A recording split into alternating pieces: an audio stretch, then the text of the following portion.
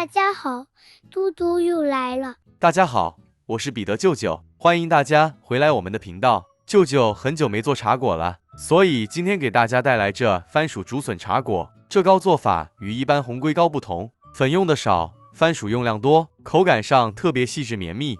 蒸熟了吃，或在煮好的面线汤加入几个，是多少人的回忆。这是舅舅必试食谱，希望大家不要错过。首先，在250克切成丝的鸡胸肉内加入1大匙料酒、1小匙生姜汁、1小匙木薯粉，拌一拌匀。这鸡肉我们要先下锅过一下油，所以加一点食用油，这样一点就好。再拌一拌，这样一会过油的时候，鸡肉丝就不会粘成团。炉开中火，在锅内倒一点食用油，开始来准备这茶果内馅了。将备好的鸡肉丝倒入，拌炒至鸡肉颜色转白。鸡肉经这个环节处理后，口感上比较嫩滑，吃了不会感觉柴柴的。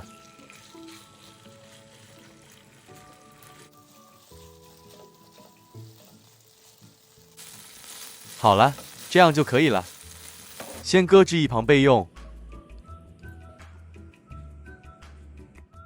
原货不用清洗，倒入1大匙食用油，将预先备好的60克小红葱片倒入爆香。过去视频有很多切葱片镜头，今天就不切给大家看了。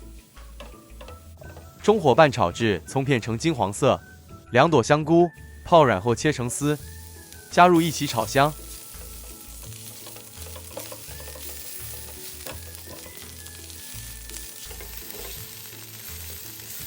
接着再加入200克竹笋丝。关于这竹笋焯水处理过程，还请大家参考舅舅的上一支视频，一锅熟的竹笋煨饭，大家有煮来吃吗？没试过的夫妇阿姨就快是很好吃的。是的，炉全程保持中火，一直拌炒至食材溢出淡淡香气。大约这状态就可以开始调味了。2小匙生抽从锅边倒入，呛一下锅气，1大匙蚝油，1小匙白糖，2小匙胡椒粉。这食谱胡椒粉会用的比较多一点。最后再拌个鸡精块，不能接受鸡精块的朋友就用点盐替代吧，没问题的。继续将食材与调味料拌炒均匀。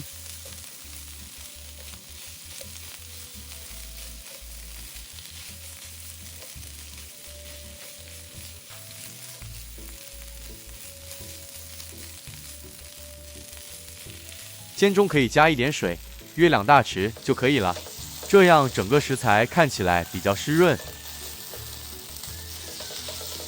好了，调味料炒匀后就能熄火了。将备好的鸡肉丝倒入，鸡肉丝泌出的油分都不要，不然这内馅就会太油了，在后续制作上不好处理。将鸡肉丝与竹笋拌匀。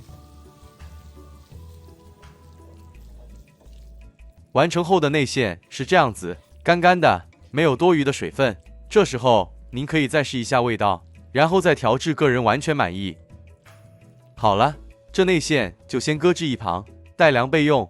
继续来准备糕皮部分。番薯去皮，净重300克，切片后放入蒸格内，大火蒸20至25分钟，一直蒸至番薯完全熟透。取出，趁热将番薯捣成泥状。制作这番薯茶果，番薯也算是半个主角，所以尽可能选用一些质量比较高的，比如来自日本或印尼的番薯，它筋少也比较细致绵密，颜色也好看。取一个较大料理盆，筛入60克水磨糯米粉，还有舅舅用的这牌子的番薯粉40克，粉用量不多，其他牌子也可以。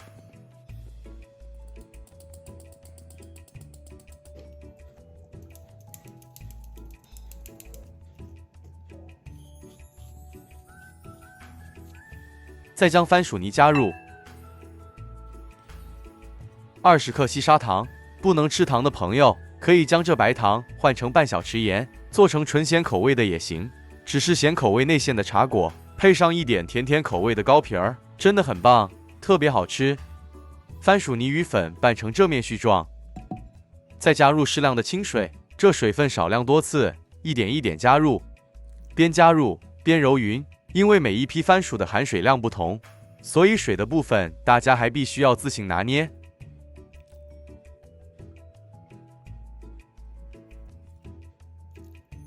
大约这样就行了。舅舅这里用了60毫升，继续揉匀。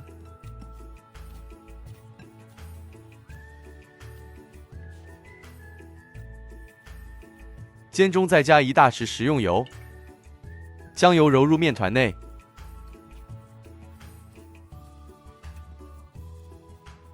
完成后的面团就像大家在视频中见到这模样，表面光滑，偏软且不沾盆、不沾手。将面团匀分成小剂，每小剂约38至40克，匀分后共12个，用湿巾盖上保湿。双手抹点油防粘。取个小面剂放在掌心，再次揉匀，利用手部的温度让小面剂恢复柔软，比较容易处理。在面剂正中用拇指按个深穴，继续捏出个小碗状。如果这时候发现这糕皮儿出现皲裂问题，说明这糕皮儿水分不够，太干了，那只要双手抹点水，再将面剂揉一揉，问题就解决了。加入适量竹笋内馅，稍微轻轻按实，尽量将内馅填满填实，这样在蒸熟过程中，糕体才不会塌陷走形。一手拇指按住内馅，再用另一手虎口收拢，严实，按出糕体内部空气。在糕体表面抹点油，这样蒸熟后就不需要再抹油了。搓圆，在底下垫上一张抹过油香蕉叶。1个生坯就完成了，再做个给大家看个明白。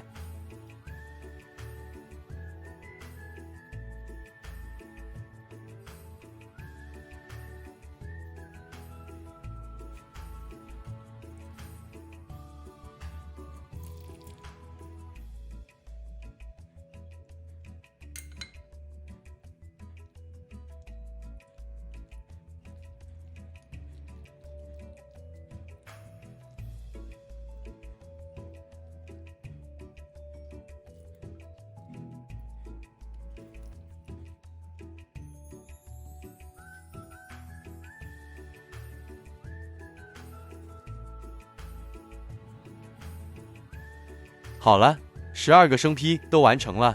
水开，将生坯放上，盖上锅盖，中底火蒸15分钟。每隔5分钟开盖散热一次，抹干盖内水蒸气，再继续蒸熟，这样才能确保成品不变形。